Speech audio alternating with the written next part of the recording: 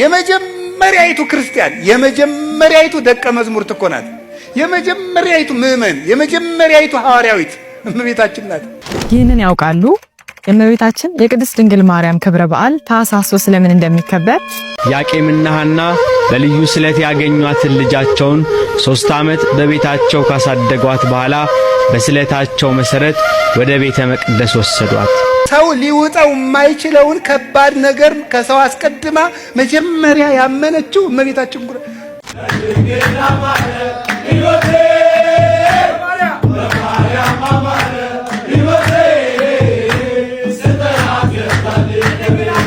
ትግባ ወደ መቅደስ ብለው መልአኩ ከሰማይ እንደሚመግባት አውቀው 12 ዓመት ሙሉ በቤተ መቅደስ ውስጥ ስትኖር ሰማያዊ መና ሰማያዊ ስቴ መጠጥ እየተመገበች እየጠጣች እመቤታችን በመቅደሱ ኖረች ይላል። የእመቤታችን የቅድስት ድንግል ማርያም ምልጃዋ ከሁላችን ጋር ይሁን። በመቅደስ እንደገባች በእኛም ልቦና ትግባለን። በአታ ማርያም እናቴ በአታ ማርያም እኔ ወድሻለሁ እስክትወጣ ነፍሴ እኔ ወድሻለሁ እስክትወጣ ነፍሴ በአታ ማርያም እናቴ ድንግልን ሳነሳ ሳመሰግናት አሜን ሳትሉ እንዳታልፉ። ዛሬ በአታ ማርያም ናት። እመብርሃን ሕይወታችሁን ከድህነት ወደ ሀብት ከጭንቀት ወደ ደስታ ትቀይርላችሁ። እመብርሃን ያያችሁትን የተመኛችሁትን ትስጣችሁ። እማምላክ በሰዎች ዘንድ ተወዳጅ ታርጋችሁ የኔ የምትሉትን የራሳችሁን ነገር ትስጣችሁ። እናቴ ማርያም ከደጅሽ ቆሜ እናቴ ማርያም በሰላሜ። ኦርቶዶክሳውያን ቤተሰቦቼ ዛሬ ታኅሳስ 3 የእመቤታችን የቅድስት ድንግል ማርያምን በዓል በአታ ለማርያም ብለን የምናከብርበት ዕለት ነው። ገና በ3 ዓመቷ የመነነች መናኒት ድንግል ማርያም ናት እኮ። በአታ ማርያም እናቴ በአታ ማርያም። ሰላም ውድ የዚህ ቻናል ቤተሰቦች፣ ሰላም ውድ ኦርቶዶክሳውያን፣ እንኳን ለታኅሳስ 3 በአታ ማርያም ዓመታዊ ክብረ በዓል በሰላም አደረሳችሁ። እመቤታችን ቅድስት ድንግል ማርያምን ታኅሳስ 3 በአታ ማርያም ብለን ለምን እናከብራለን? ይህንን በማስመልከት የተማማርን ቆይታ የምናደርግ ይሆናል። ሁላችሁም ኮሜንት ላይ በአታ ማርያም እናቴ ያላችሁ ኮሜንቱን አጥለቅልቁት። ወደ አዘጋጅንላችሁ ቪዲዮዎች ከማለፋችን በፊት ለብዙ ኦርቶዶክሳውያን ይህ ቪዲዮ እንዲዳረስ ሁላችሁም ቪዲዮ ላይክ በማድረግ ጀምሩ። ቢያንስ 5000 ላይክ እና ከዛ በላይ ላይክ፣ ሼር፣ ሰብስክራይብ እያደረጋችሁ በቀጥታ ወደ መጀመሪያው ቪዲዮ ላሳልፋችሁ። በአታ ማርያም ታኅሳስ 3 ለምን ይከበራል? ይህንን ያውቃሉ? የእመቤታችን የቅድስት ድንግል ማርያም ክብረ በዓል ታኅሳስ 3 ለምን እንደሚከበር? እመቤታችን ቅድስት ድንግል ማርያም ከቅድስት ሐናና ከቅዱስ ኢያቄም በፈቃደ እግዚአብሔር ከተወለደች በኋላ እስከ 3 ዓመቷ ድረስ ከወላጆቿ ጋር ኖራለች። ወላጆቿም ለእግዚአብሔር የገቡትን ስዕለት አስታውሰው ወደ ቤተ መቅደስ ወስደዋታል። ካህናቱም ስለ ምግቧ በተጨነቁ ጊዜ መልአኩ ፋኑኤል ህብስተ ሰማያዊ ጽዋን ይዞ ከሰማይ ወደ እርሷ ቀርቦ አንድ ክንፉን አጥፎ አንድ ክንፉን ጋርዶ መግቧት አድርጓል። ሊቀ ካህናቱም የምግቧ ነገር ከተያዘልን ቤተ እግዚአብሔር ገብታ ትኖር ብለው ታኅሳስ 3 አስገብተዋታል። እስከ 15 ዓመቷም በዚያው ቆይታለች። የድንግል ማርያም ፍቅር ከሁላችን ጋር ይኖር። ታኅሳስ 3 ቀን በአታ ለማርያም እያልን የእናታችን የእመቤታችን የቅድስት ድንግል ማርያምን ዓመታዊ ክብረ በዓል በታላቅ ድምቀት እናከብራለን። ይህንን ክብረ በዓል ስለምንድን ነው የምናከብረው ስንል በዛሬዋ ዕለት ታኅሳስ 3 ቀን አምላክን የወለደች እመቤታችን ቅድስት ድንግል ማርያም 3 ዓመት ሲሆናት ወደ ቤተ መቅደስ የገባችበት ዕለት ነው። ምክንያቱም እርሷ ለእግዚአብሔር የስዕለት ልጅ ነበረችና ማለት ነው። ስለዚህ ስለምንድን ነው የምናከብረው ስንል ወደ ቤተ መቅደስ የገባችበት ዕለት ስለሆነ ነው። አሜን። ቃለ ሕይወትን ያሰማልን። በድጋሚ እንኳን አደረሳችሁ። በአታ ማርያም ስንል ምን ማለታችን ነው? የዕለቱን ታሪክ በአጭሩ በቀጣይ ቪዲዮ እንሰማለን። መልካም ቆይታ። ኦርቶዶክሳውያን ቤተሰቦቼ ዛሬ ታኅሳስ 3 የእመቤታችን የቅድስት ድንግል ማርያምን በዓል በአታ ለማርያም ብለን የምናከብርበት ዕለት ነው። ይህንን በዓል የምናከብርበት ምክንያት የእመቤታችን የቅድስት ድንግል ማርያም እናትና አባቷ ቅዱስ ኢያቄም እናቷ ቅድስት ሐና ልጅ ስላልነበራቸው ለእግዚአብሔር ልጅ እንዲሰጣቸው የተሳሉ ሲሆን የሚወልዷትንም ልጅ ለእግዚአብሔር ቤት እንደሚሰጡ ስለተሳሉ እነሆም እግዚአብሔር ፈቅዶ ጸሎታቸውን ሰምቶ ስዕለታቸው በደረሰ ጊዜ እመቤታችን ቅድስት ድንግል ማርያም ተወለደች። እናም እመቤታችን ቅድስት ድንግል ማርያምን ለእግዚአብሔር ቤት ለመስጠት በ3 ዓመቷ ወደ ቤተ መቅደስ ይዘዋት የሄዱበት ቀን ነው ዛሬ። በአታ ለማርያም ማለት የድንግል ማርያም ቤቷ ማለት ነው። ለእግዚአብሔር ቤት የተሰጠችበት ማለት ነው። ባዕት ማለት መኖሪያ ማደሪያ ቤት ማለት ነው። እናም እመቤታችን ቅድስት ድንግል ማርያም በሕፃንነቷ በ3 ዓመቷ ወደ ቤተ መቅደስ በእናትና አባቷ እጅ ተይዛ ሄደች። እንግዲህ ልክ እንደዚህ ስዕሉ ላይ ወይም ደግሞ ስዕል አድኖ ላይ እንደምትመለከቱት እመቤታችን ቅድስት ድንግል ማርያምን ወደ ቤተ መቅደስ ሄደው ለእግዚአብሔር ቤት ለመስጠት ካህናትን በሚያነጋግሩ ጊዜ ካህናት አንድ ነገር ጠየቋቸው። እድሜዋ ሕፃን ነው። ለእግዚአብሔር ያላችሁትን አንቀበልም ማለት አንችልም፣ እንኳን በሰላም መጣችሁ። ነገር ግን በዚህ እድሜዋ ተቀብለን ምን እናበላታለን፣ ምን እንመግባታለን ብለው ስጋት ያዛቸው። በዚህ ጊዜ የእግዚአብሔር መልአኩ ፋኑኤል ክንፉን እያማታ ከሰማይ መጣ። በዚህ ጊዜ ካህኑ ለእርሱ ተልኮ የመጣ ስለመሰለው ወደ መልአኩ ቀረብ ባለ ጊዜ መልአኩ ፋኑኤል በጥቂቱ ከፍ ይል ነበር ወደ ላይ። ምናልባት ይሄ እግዚአብሔር መልአክ ለእናንተ ይሆናል መልእክቱና እስኪ እናትና አባቷ ወደ መልአኩ ቅረቡ አሏቸው። እነሱም በሄዱ ጊዜ መልአኩ አሁንም ወደ ላይ ከፍ አለ። በዚህ ጊዜ አንድ አስተዋሉ። እንግዲያውስ ይሄ መልአክ የመጣው እግዚአብሔር ፈቅዶ ለዚች ሕፃን ልጅ ነውና እስኪ ሕፃኗን ወደፊት እንድትሄድ እናድርግ አሉ። በዚህ ጊዜ እመቤታችን ቅድስት ድንግል ማርያም ድክ ድክ እያለች ወደፊት ሄደች። መልአኩ ቅዱስ ፋኑኤልም ከከፍታው ወደ ታች ወርዶ በክንፉ ጋርዶ ሰማያዊ ህብስት መግቧት ከነርሱ ተለየ። በዚህ ጊዜ ካህኑ ወይም ካህናቱ እንግዲያማ የምግቧን ነገር እግዚአብሔር ከቻለልን እኛማ ለመቀበል ምን ገዶን ብለው እመቤታችን ቅድስት ድንግል ማርያምን ተቀብለው ወደ ቤተ መቅደስ ይዘዋት ገቡ። እናም ዛሬ እመቤታችን ቅድስት ድንግል ማርያም ወደ ቤተ መቅደስ የገባችበት ዕለት ነውና በዓታ ለማርያም ብለን እናከብራለን። የምናከብርበት ምክንያት ይሄ ነው። ኦርቶዶክሳውያን ቤተሰቦች የእመቤታችን ፍቅሯ በልባችን ጣዕሟ በአንደበታችን ይደርብን። ከበዓሏ ረድኤት በረከት ያሳትፈን። ኢያቄምና ሐና በልዩ ስለት ያገኟትን ልጃቸውን 3 ዓመት በቤታቸው ካሳደጓት በኋላ በስለታቸው መሰረት ወደ ቤተ መቅደስ ወሰዷት። እናታችን ቅድስት ድንግል ማርያም መላእክት የዕለት ምግቧን እያመጡላት ከመላእክት ጋር እየዋለች 12 ዓመት በቤተ መቅደስ አደገች። አንገታቸውን እንደሚያገዝፉ እንደ ዕብራውያን ሴት ልጆች በዋዛ አላደገችም። በንጽህናና በቅድስና በቤተ መቅደስ 12 ዓመት ተቀመጠች። ለወንድማችን ቃለ ሕይወትን ያሰማልን። አሁንም እንቀጥላለን። እመቤታችን ቅድስት ድንግል ማርያም አምላክን ለመውለድ የተመረጠች ንጽሕት ናት። የእግዚአብሔር ማደሪያ የሆነች እግዚአብሔርን ትወልጃለች ስትባል አምና የተቀበለች ብፅዕት ናት። አባ ገብረ ኪዳን የመጀመሪያይቱ ክርስቲያን፣ የመጀመሪያይቱ ደቀ መዝሙር ትኮናት፣ የመጀመሪያይቱ ምእመን፣ የመጀመሪያይቱ ሐዋርያዊት እመቤታችን ናት። የመጀመሪያይቱ ሰው ሊውጠው የማይችለውን ከባድ ነገር ከሰው አስቀድማ መጀመሪያ ያመነችው እመቤታችን አምላክን ትወልጃለሽ። ኧረ በፍጹም ምንድነው የምታወጉት ነው የሚባለው እኮ። ይሄ የማይደረግ ነገር ነው። አምላክን ሰው አይወልደውም ሳትል ኧረ እኔ ወንድ ሳላውቅ እንዴት ይሆናል ይሄ ነገር? ለእግዚአብሔር የሚሳነው ነገር የለም ብሏታል። አዎ ለእግዚአብሔርስ የሚሳነው ነገር የለም። እሺ አለች። እንዴ እዚያ በፊት እኮ አምላክን ሰው ወልዶት አያውቅም፣ አይታ አታውቅም፣ ሰምታ አታውቅም። ዘካርያስ እኮ አብርሃም ካረጀ በኋላ ወልዷል የሚለውን ስብከት እያወቀ አንተ ተወልዳለህ ሲለው ማመን አቅቶታል። ድንግል ማርያም ግን ተደርጎ የማያውቅን ነገር ለመጀመሪያ ጊዜ ያመነች የእምነት መሰረት ናት እመቤታችን። እንኳን ሃይማኖት ልትጋርድ ሃይማኖትን የተገለጠባት ነው። ልብ በሉ። ከዚያስ በኋላ ደግሞ የምትወልጂው ልጅ ለዘላለም መንግስቱ የማያልፍ ነው ተባለች። እሺ ስሙ ኢየሱስ ነው፣ ዓለምን ያድናል ተባለች። እሺ ወልዳ ስጨርስ ደግሞ ሕፃኑ ይሞታል፣ ይዘሽው ሽሽ። የማይሆን ነገር ነው። ምንድነው የምትሉት? የምትወልጂው ልጅ ምንድነው ተብላለች? መንግስቱ ለዘላለም ነው። የምወልደው ልጅ ለመንግስቱ ለዘላለም ከሆነ ዮሴፍን እንዴት ሊፈራ ይችላል ብላ እምነቷ እንዴት አልተነካባትም? አይገርማችሁም? የእኔ ልጅ ኢየሱስ ነው። ኢየሱስ ማለት መድኃኒት ነው። ዓለምን የሚያድን ከሆነ የአንድ ሰፈር ንጉሥ ፈርቶ እንዴት ይሰደዳል? ይሄ ነገር ፈርቶ የሚሰደድ ከሆነ እንዴት አምላክ ብዬ ልቀበለው እችላለሁ አላለችም። ለሰው ቤዛነት እንደሚሰደድ ስለምታውቀው እሺ። የ15 ዓመት ልጅ ናት። መንገድ ሄዳ አታውቅም፣ ሀገር አታውቅም። ሴት ናት፣ ልጅ ናት። በ15 ዓመቷ ልጅ አዝለሽ ግብጽ ሂጂ። እንዴት ያለ መከራ ነው እናንተ! ወደማታውቀው ሀገር መንገድ ሄዳ የማታውቅ ልጅ፣ ያንድ ልጅ እናት አባት የሌላት ወደማታውቀው ሀገር በምንድን ነው የምትሄደው? መኪና የለም፣ ፈረስ የለም፣ በቅሎ የለም፣ ሰረገላ የለም፣ በአህያ ለዚያውም በእስራኤል የክረምት ወራት በረዶ በበዛበት ሄዳስ ግብጽ የምታርፈው ወማን ቤት ነው? የትም ማረፊያ የሌላት።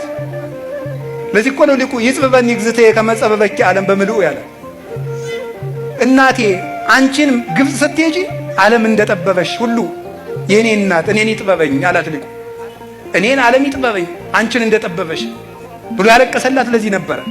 የወለድሽው ልጅ ዓለምን የሚያጠግብ ነው፣ ግን ደግሞ እንጀራ ትለምናለች። የወለድሽው ልጅ ለዓለም ሁሉ የሕይወት ውሃ ነው፣ ውሃ ይጠማታል።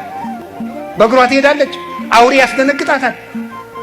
ተመልሳ መጣስ ደግሞ ያን ለፍታ ያሳደገችው ልጇን ደግሞ ልንሰቅልብሽ ነው ተባለ።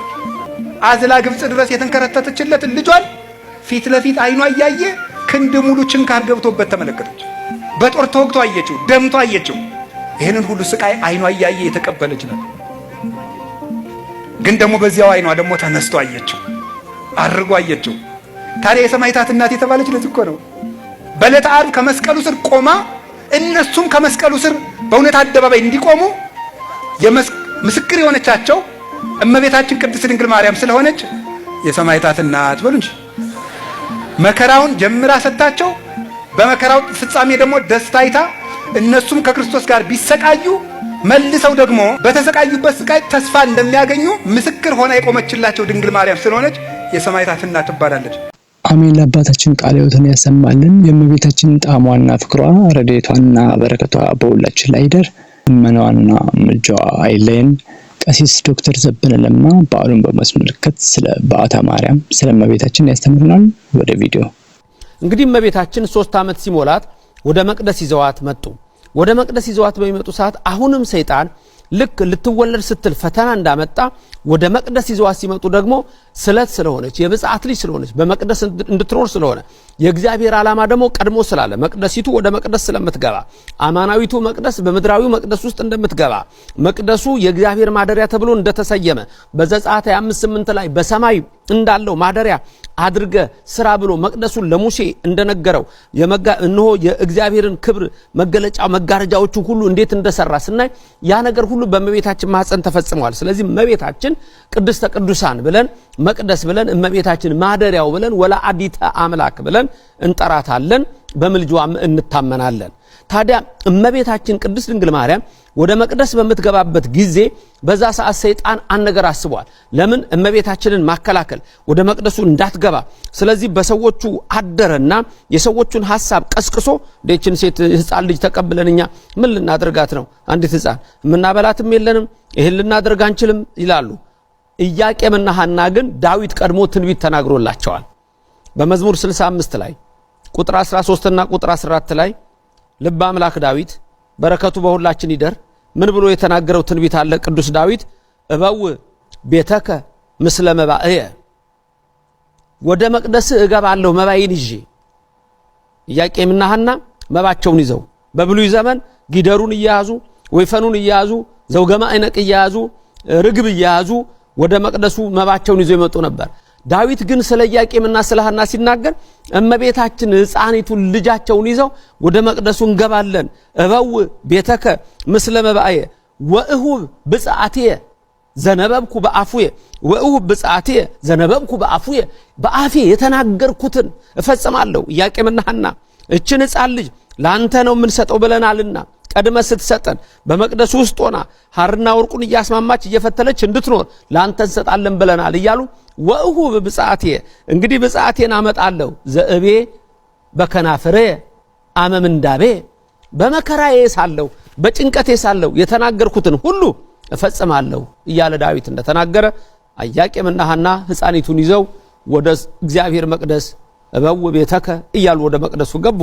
የዛን ጊዜ ታዲያ ምን ልናበላት ነው? ምን ልናጠጣት ነው? እችን ሕፃን አሁንም ሰይጣን ነው መንገድ የሚዘጋው።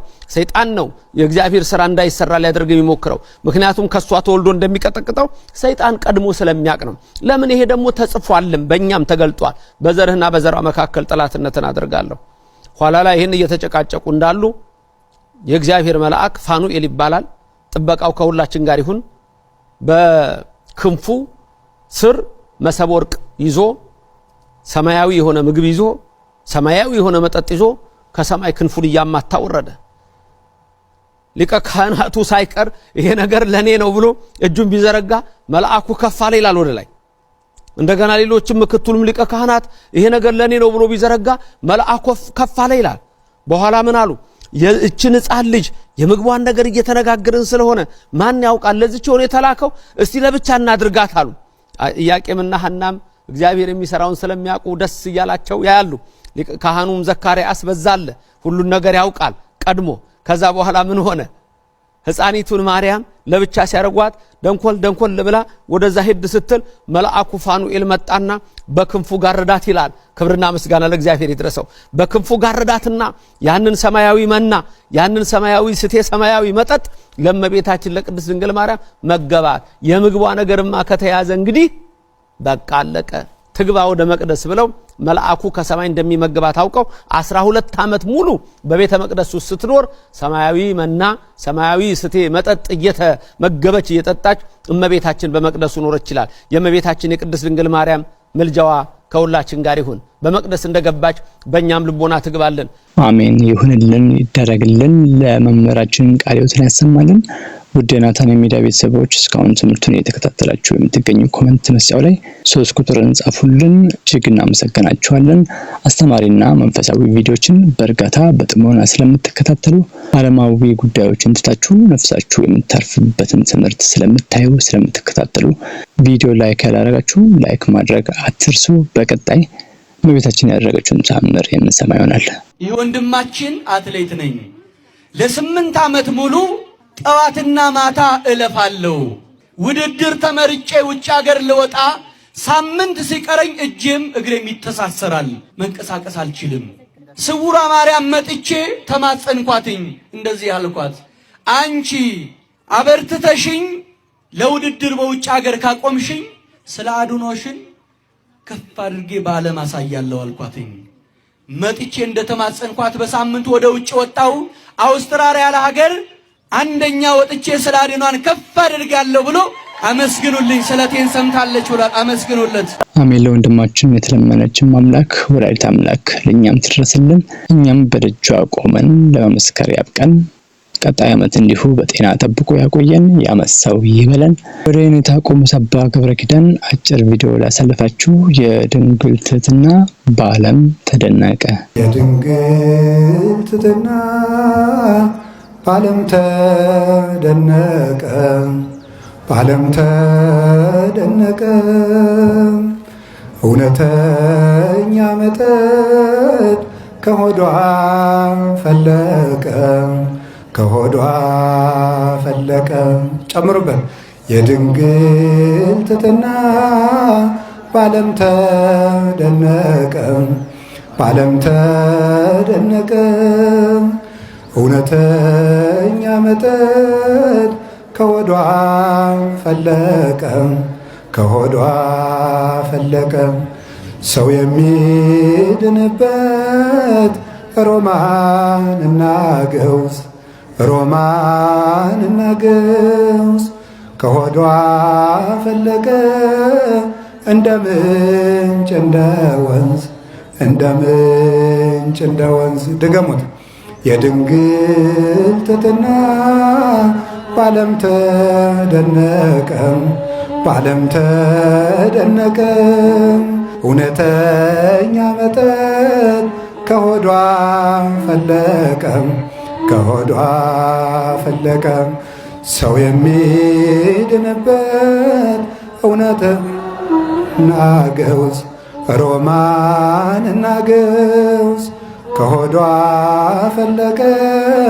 እንደ ምንጭ እንደ ወንዝ፣ እንደ ምንጭ እንደ ወንዝ። ወስብሐት ለእግዚአብሔር። ይቆየን።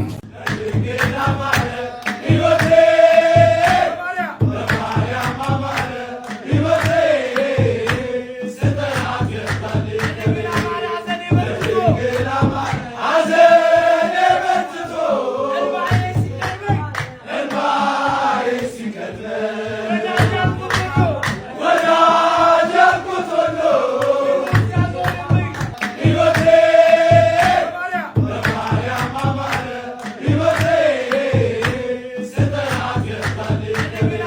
ታኅሳስ 3 በዓታ ለማርያም እመቤታችን በ3 ዓመቷ ቤተ መቅደስ የገባችበት ቀንን መታሰቢያ በማድረግ ነው ይህ ቀን የሚከበረው። ከነገደ ይሁዳ የሚወለድ ቅዱስ ኢያቄም የሚባል ደግ ሰው ከነገደ ሌዊ ወይም አሮን የተወለደች ሐና የምትባል ደግ ሴት አግብቶ በሕጉ ጸንተው በሥርዓትም ተጠብቀው ይኖሩ ነበር። ነገር ግን በዘመኑ ሰዎች ልጅ የላቸውም በሚልም ይናቁ ነበር። ኢያቄምና ሐና ልጅ እንዲሰጣቸው ሲያዝኑ ሲጸልዩ ዘመናቸው አልፎም አረጁ። እነርሱ ግን የሚያመልኩት የአብርሃምና የሳራ አምላክ ነውና ተስፋ አልቆረጡም። የለመኑትን የማይረሳ የለመኑትን የማይነሳ ጌታ በስተርጅናቸው ድንቅ ነገርን አደረገላቸው። አንድ ቀን እርግቦች ከጫጩቶቻቸው ጋር ሲጫወቱ የተመለከተች ቅድስት ሐና ፈጽማ አለቀሰች። እንስሳትን፣ አራዊትን፣ እጽዋትን ሳይቀር በተፈጥሯቸው እንዲያፈሩ የምታደርግ አምላክ ምነው ሐናን ድንጋይ አድርገህ ፈጥረሃታልን ብላም አዘነች። ይህንን የተመለከተ ቅዱስ ኢያቄም ወደ ተራራ ወጥቶ ሱባኤ ያዘ። ለ40 ቀናትም ሲጸልይና ሲማጸን ቆየ። በ40ኛው ቀን ሁለቱም ህልምን ያልማሉ። እርሱ ነጭ እርግብ ሰማያትን ሰንጥቃ ወርዳ በሐና ቀኝ ጆሮ ገብታ በማጽኗ ስትደርስ አየ። እርሷ ደግሞ የኢያቄም በትር አብቦ አፍርቶ ጣፋጭ ፍሬውን ሰው ሁሉ ሲመገበው ታያለች። ቅዱስ ኢያቄም ከሱባኤ እንደተመለሰ ያዩትን ተጨዋውተው ፈቃደ እግዚአብሔር ይሁን አሉ። ለ7 ቀናትም በጋራ እግዚአብሔርን ሲለምኑ ሰነበቱ። በ7ኛው ቀንም ማለትም ነሐሴ 7 መልአከ ብስራት ቅዱስ ገብርኤል ክንፉን እያማታ ወደ እነርሱ ወረደ። ዓለም የሚድንባት የፍጥረታት ሁሉ መመኪያ የሆነች ልጅ ትወልዳላችሁ ብሏቸውም ተሰወራቸው። እነርሱም ደስ ብሏቸው እግዚአብሔርን አመሰገኑ። እንደ ሥርዓቱም አብረው አድረው መብርሃን ተጸነሰች። ቅዱሳን ኢያቄም ወሐና ድንግል መብርሃንን ከወለዱ በኋላ ለ3 ዓመታት እግዚአብሔርን ሲያመሰግኑ ነዳያንንም ሲመግቡም ኖሩ።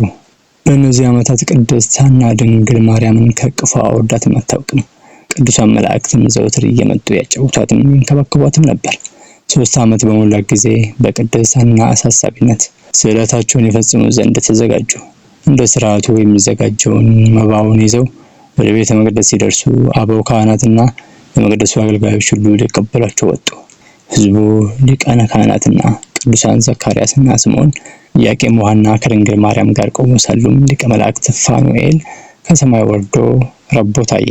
ከቅዱስ ዘካርያስ ጀምሮ ሁሉም ሰው ህብስትና ጽዋውን ለመቀበል ቀረበ። ግን መልአኩ ራቀ። ድንግል ማርያም በቀረበች ጊዜ ግን ከመሬት አፈፍ አድርጎ አንስቶ ክንፉን ጋርዶ ሰማያዊን ማዕድ መገባት። በዚህ ደስ የተሰኙ ካህናትና ሕዝቡ እየዘመሩ በታኅሳስ 3 ቀን ወደ ቤተ መቅደስ አስገብተዋታል። አማናዊት መቅደስ መለኮት ድንግል ማርያም ወደ ኦሪት ቤተ መቅደስ በገባችበት ዕለት ጸሎታችን እንድትሰማን እንደ ሊቃውንቱ ማርያም አንቲ ሰዋሰው ዘምረሎዛ ዲቤኪ ተአረግ ጸሎቴ ከመዜና ሰናይ መዓዛ አበለ ነፍሴ ታሰስልት ካዛ እንላለን። ታኅሳስ 3 በዓታ ለማርያም እንኳን በሰላም በጤና አደረሳችሁ። ታኅሳስ 3 እመቤታችን ቅድስት ድንግል ማርያም በዓታ ለእግዝእትነ ማርያም ወደ ቤተ መቅደስ የገባችበት ዕለት ነው። የእናታችን የእመቤታችን የቅድስት ድንግል ማርያም ረድኤት በረከትና ምልጃዋ አይለየን ለዘላለሙ አሜን። ውድ የናታን ሚዲያ ቤተሰቦች በዛሬው ቪዲዮ ጠቃሚ የሆነ መንፈሳዊ ትምህርት እንዳገኛችሁበት ተስፋ እናደርጋለን። ታኅሳስ 3 በዓታ ማርያም ለምን ይከበራል? በዓታ ማርያም ምን ማለት ነው? በሚል በዓሉን በማስመልከት ተማምረናል። ቪዲዮ ለብዙ ኦርቶዶክሳውያን ይደርስ ዘንድ ላይክ፣ ሼር ያደረጋችሁ እንዲሁም ከዚህ በኋላ የምንለቃቸው ቪዲዮዎች ወደ እናንተ እንዲደርሱ ቻናሉን ሰብስክራይብ ማድረግም አይረሳ። በውጭ ሀገራት ያላችሁ በሱፐር ቻት በሱፐር ቴንክስ ቻናሉን ይደግፉ። ከላይ ካጠገብ ቴንክስ የሚለውን በመጫን እንዲሁም በሀገር ውስጥ ያላችሁ ደግሞ ቪፒኤንን በማብራት ዝግጅቶቻችንን እንድትከታተሉ ስንል እንጠይቃለን። ጆይን የሚለውን በመጫን ደግሞ ቋሚ ናታን ሚዲያ የሜምበርሺፕ አባል ቤተሰብም ይሁኑ።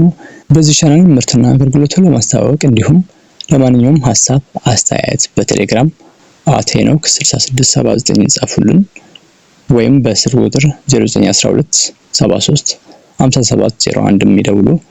አዘጋጅና አቅራቢ ሄኖክ ነበርኩኝ ከናታን ሚዲያ።